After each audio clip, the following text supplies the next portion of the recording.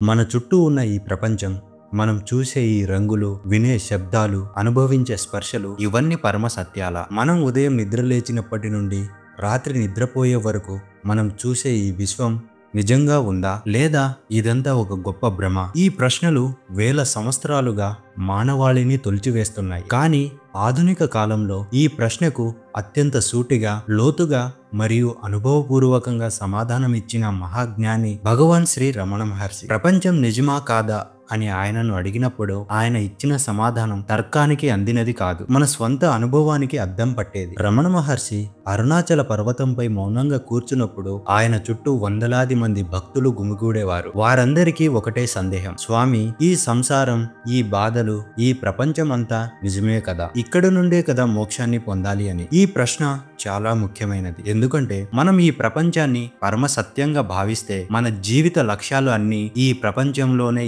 ఏదో సాధించడం, ఆనందాన్ని పొందడం, బాధల నుండి తప్పించుకోవడం చుట్టూ తిరుగుతాయి. కానీ ఈ ప్రపంచం నిజం కాకపోతే అప్పుడు మన ప్రయత్నాలన్నీ వ్యర్థమే కదా? మహర్షి బోధనల సారాంశం ఏమిటంటే, ప్రపంచం మీ మనసులో ఉన్నంత వరకే అది నిజం. ఇదొక విచిత్రమైన సమాధానంలా అనిపించవచ్చు. మనం కళ్ళతో చూస్తున్నాం, చేతులతో తాకుతున్నాం, అగ్ని కాలుస్తుంది, నీరు తడుపుతుంది, ఇవన్నీ అబద్ధాలా? మహర్షి ఎప్పుడు మన స్వంత అనుభవాన్ని ప్రశ్నించమని కోరేవారు. ఆయన సిద్ధాంతాలు చెప్పేవారు కాదు, సత్యాన్ని మనకు మనం చూపించుకునేలా చేసేవారు. ఆయన అడిగిన ప్రశ్న ఇదే: గాఢ నిద్రలో ఉన్నప్పుడు ప్రపంచం మీకు కనిపిస్తుందా? ఆలోచించండి. ప్రతి రాత్రి మనం గాఢ నిద్రలోకి జారుకుంటాం. ఆ సమయంలో మన శరీరం ఉంటుంది, కానీ మనకు దాని స్పృహ ఉండదు. మనసు నిశ్చలంగా ఉంటుంది, ఆలోచనలు ఉండవు, సమయం, స్థలం అనే భావనలు ఉండవు. ఆ సమయంలో నేను అనే భావం కూడా ఉండదు. ప్రపంచం మొత్తం అదృశ్యమవుతుంది. మరి ఉదయం మేల్కొన్నప్పుడు నేను నిన్న రాత్రి బాగా నిద్రపోయాను, నాకు ఏమీ తెలియదు అంటాం. ఈ నేను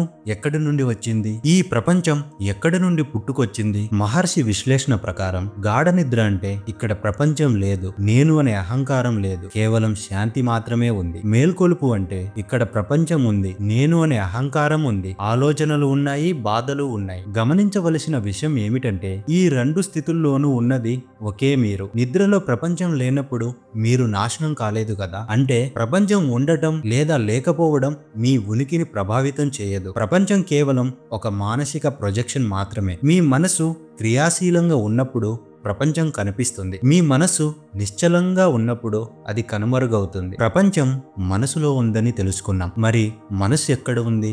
ఇక్కడే రమణ మహర్షి యొక్క ప్రసిద్ధమైన ఆత్మ విచారణ బోధన వస్తుంది. ప్రపంచం యొక్క మూలాన్ని వెతకడానికి బయటకు వెళ్లాల్సిన అవసరం లేదు, మనసు యొక్క మూలాన్ని వెతకాలి. మనసు యొక్క మూలం నేను అనే ఆలోచన. నేను అనే భావన లేని ప్రపంచాన్ని ఊహించగలమా? లేదు. నేను చూస్తున్నాను, నేను వింటున్నాను, నాకు ప్రపంచం కనిపిస్తుంది. ప్రతి అనుభవానికి వెనుక ఈ నేను అనే అహంకారం ఉంటుంది. మహర్షి ఇలా అంటారు: మీరు మేల్కొన్నప్పుడు మీ నేను అనే భావనతో పాటు ప్రపంచం కూడా కనిపిస్తుంది. మొదట నేను అనే అహంకారం ఉదయిస్తుంది, ఆ తర్వాతే ప్రపంచం ఉదయిస్తుంది. ఈ నేను అనే అహంకారాన్ని పట్టుకొని ఈ నేను ఎక్కడి నుండి వస్తుంది అని ప్రశ్నిస్తే మనసు దాని మూలమైన ఆత్మలోకి తిరిగి వెళ్ళిపోతుంది. మనస్సు నశించినప్పుడు ప్రపంచం కూడా దానితో పాటే నశిస్తుంది. అప్పుడు మిగిలేది ఏమిటి? అదే పరమసత్యం. కేవలం మీ ఉనికి మాత్రమే ఉంటుంది. ప్రపంచం నిజం కాదు అంటే అది పూర్తిగా అబద్ధమని కాదు. ఇక్కడే మనం మిథ్య అనే పదాన్ని సరిగ్గా అర్థం చేసుకోవాలి. అద్వైత వేదాంతంలో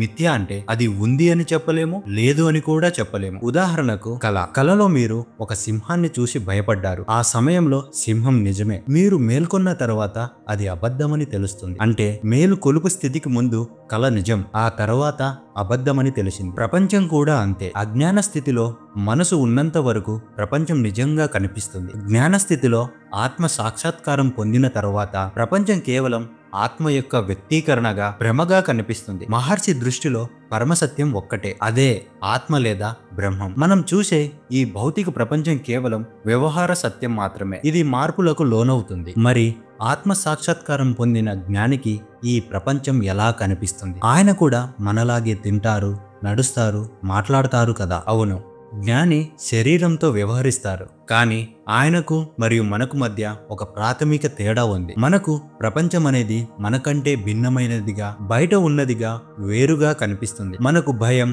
కోరికలు, బాధలు ఉంటాయి. కానీ జ్ఞానికి ప్రపంచం అనేది ఆయన స్వంత స్వరూపంలో భాగమే. అంతా ఆత్మమయంగా, ఏకత్వంగా కనిపిస్తుంది. ఆయనకు నేను అనే అహంకారం ఉండదు. సముద్రంలో కెరటాలు ఎలాగో ఆత్మ అనే మహాసముద్రంలో ఈ ప్రపంచం ఒక కెరటంలా కనిపిస్తుంది. కెరటం సముద్రం కంటే భిన్నం కాదు కదా. కాబట్టి జ్ఞానికి ప్రపంచం అబద్ధం కాదు, ఇది సత్యం యొక్క మరొక రూపం. అజ్ఞానికి ప్రపంచం ఒక వాస్తవమైన సమస్య.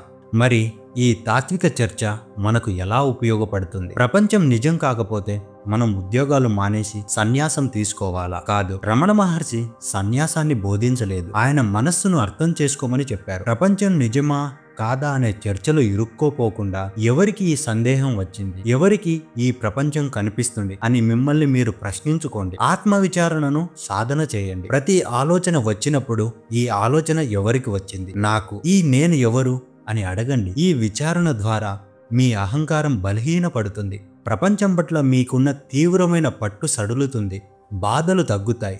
మీరు శాశ్వతమైన ఆనందాన్ని అనుభవించడం మొదలు పెడతారు. భగవాన్ రమణ మహర్షి మనకు చూపించిన దారి చాలా స్పష్టమైనది. ప్రపంచం నిజమా కాదా అనే ప్రశ్నకు సమాధానం బయట లేదు, మీలోనే ఉంది. మీ కళ్ళు మూసుకొని మీ అంతరంగంలోకి ప్రయాణించండి. మీ నేను యొక్క మూలాన్ని కనుగొనండి. అప్పుడు ప్రపంచం యొక్క సత్యం మీకు స్పష్టంగా తెలుస్తుంది. అప్పుడు మీరు ఈ ప్రపంచంలో ఉన్నప్పటికీ దానికి అతీతంగా ఉంటారు. అదే నిజమైన ముక్తి. ఈ లోతైన తాత్విక ప్రయాణం మీకు నచ్చితే ఈ వీడియోను లైక్ చేయండి, షేర్ చేయండి, మరియు మరిన్ని ఆధ్యాత్మిక విషయాల కోసం మా ఛానల్ను సబ్స్క్రైబ్ చేసుకోండి. మీ సందేహాలను, అభిప్రాయాలను కామెంట్లో తెలియజేయండి. ధన్యవాదాలు. తిరిగి రేపటి వీడియోలో కలుసుకుందాం.